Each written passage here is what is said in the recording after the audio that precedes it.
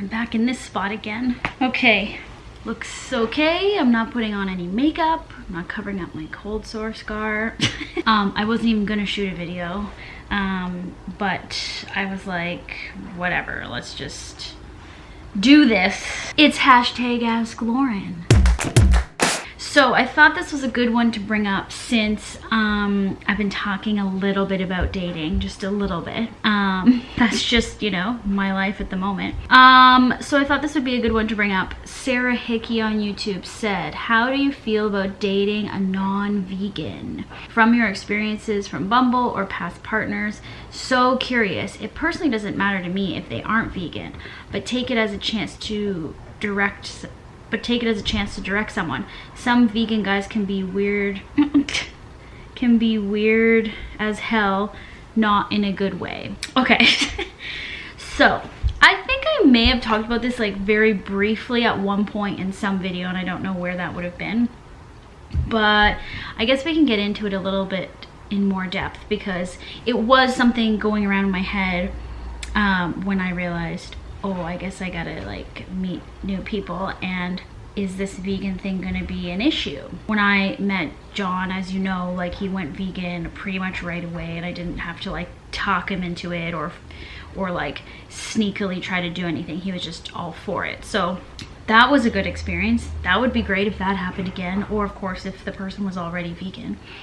Out of the people that I've gone on dates with, two were vegan and one wasn't. That's amazing, right? I was like, oh my god, like there's no way that there's any vegan guys on Bumble. Well, I found two, but I should tell you that I have since deleted my Bumble account, pretty much in between that last video you watched where Alex and I were chatting and now. So I just realized that's a whole other topic of conversation, but I felt like I was putting my energy into something that wasn't good for me, or it was sort of the wrong place to channel my energy in terms of manifesting someone great to hang out with. I just had like a moment where I was like, you know what, I'm just exhausting myself and I'm putting energy into something that is almost counterproductive.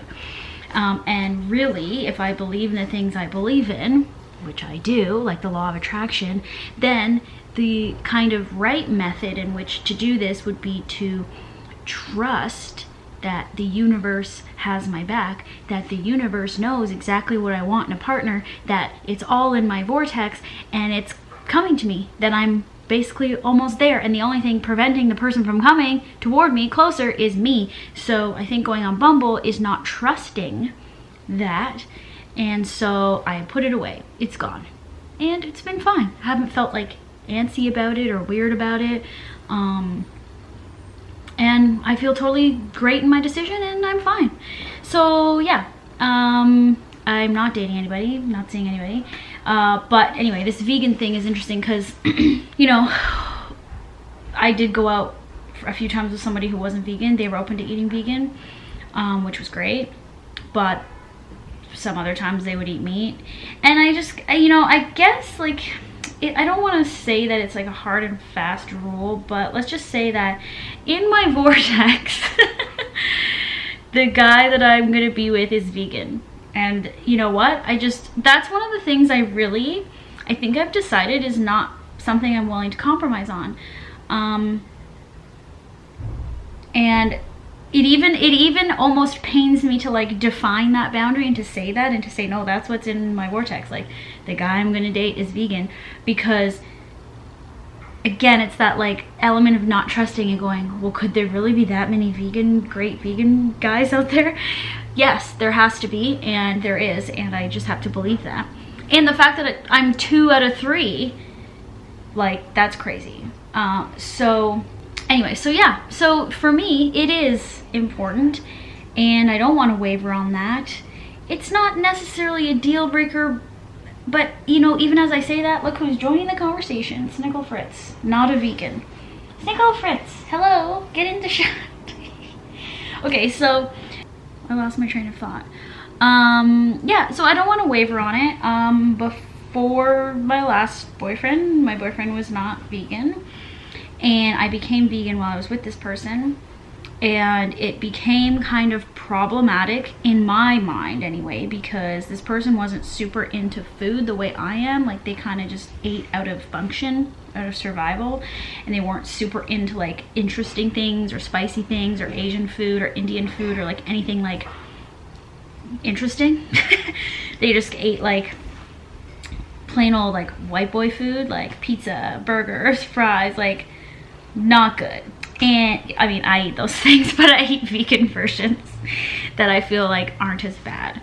And so even before I went vegan in that relationship, his eating habits, to be honest, did kind of bother me. And it was already an issue for me. Yeah, I mean, I'm kind of trying to think of like, are there exceptions to this rule? Like, if I met somebody and they were really hot and they ate mostly plant-based, but sometimes they ate meat, I don't know. Like, obviously, I guess I could let that go. I wouldn't really want them to eat the meat in front of me, and I wouldn't want them to cook it. That's the thing. It's like, I don't want meat being cooked in my house. Truthfully, I don't want it in my basket. I don't want it in my shopping cart. I don't want to pay for it. So, you know, it's that kind of thing. And, you know, Sarah said, you know, even vegan guys can be weird, and that's true. It doesn't mean like vegan guys are weird and non-vegan guys aren't weird, or vice versa. Like, none of that has anything to do with it. Personality is personality. I do think though, like, if you're vegan, then we're obviously gonna see eye to eye on a lot of things. And here's the thing, if the person is vegan, but let's say they have a different mentality about the lifestyle or the diet or whatever, I mean, that could cause a rift too. But like, I'm just confident that it's not going to.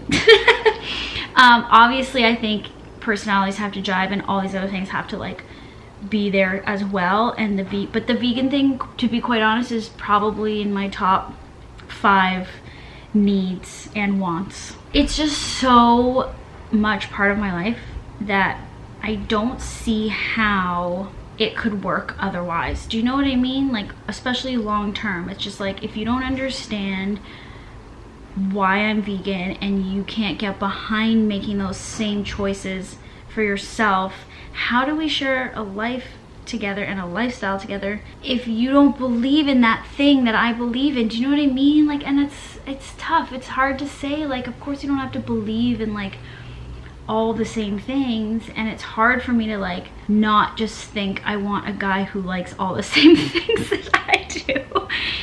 That's not realistic. Or that's also like, you know, what are you gonna learn from that? Like, I even think I'm open to like someone being of a type of religion. You know, I'm not, but like I'm definitely more open to that than someone who's not vegan, because, oh god, I hope I'm not saying anything like super controversial or political here, but I just think there's more to be learned from that than there is. I'm not going to learn anything from someone who eats meat, like in terms of that part of their life.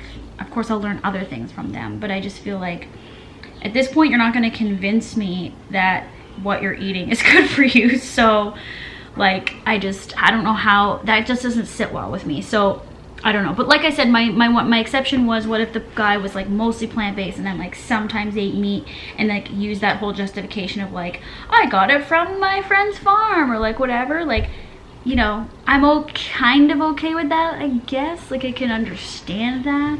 So I'm more curious what you all think. I'm curious to know if you're in partnerships where you're both don't eat the same things, one's vegan, one's not, if it matters to you or not. Am I being a total bitch? Am I like, my standards too high? I don't know. You let me know. I'm curious to know what you think, because this is what I've come to realize, I guess, in the last few months and through my experiences, but it's just, food is so important to me that it needs to be important to the other person that I'm going to be with. And like, eating at a restaurant and sharing food and like enjoying that experience to me is very important. So like, I just can't waver on that stuff. Yeah, I want someone that's into it. Like, I want to go eat the way like John and I would go out and eat all the time, and like we're on the same page about food. Obviously, that's where Hot for Food sort of stemmed from. So it's like, I won't rope someone into my internet life anymore. That's something else. And I will not be adding anyone to Hot for Food. But you know, I still want to be having like free time and fun time with someone that is into trying all those things and super into it and excited about it. So yeah, all right, I guess I don't really need to say any more than that. Let me know what you think in the comments below. If you have another question for hashtag Ask Lauren, put hashtag Ask Lauren in your comment below so that I can search and find all those great questions. And that's it for me. Look at you, you got a video this week. I was almost not gonna do one. And am I gonna do more? There are not going to be any videos on this channel for a couple of weeks because I'm going on the Hot for Food book tour. More tour dates. I'm going to Las Vegas. I'll be at Veggie Nation in Henderson this weekend for a pop-up weekend. Come through. You can try food from the cookbook. You can buy a book. You can get it signed. I'll be there Saturday and Sunday.